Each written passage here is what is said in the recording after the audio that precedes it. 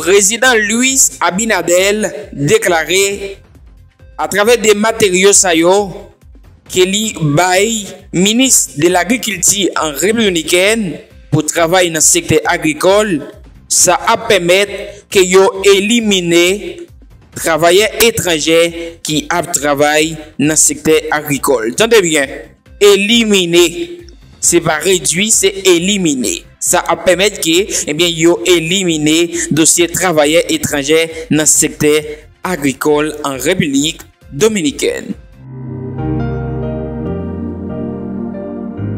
De toda la tecnología en el sector agrícola, que no solamente lleva eficiencia y eficacia y mucho mayor productividad, sino también que va eliminando mano de obra extranjera. Por lo tanto, esto es parte de ese plan que lo hemos estado realizando y que continuaremos realizando para tener una mayor productividad en la agrícola nuestra, pero también ir sustituyendo también la mano de obra extranjera.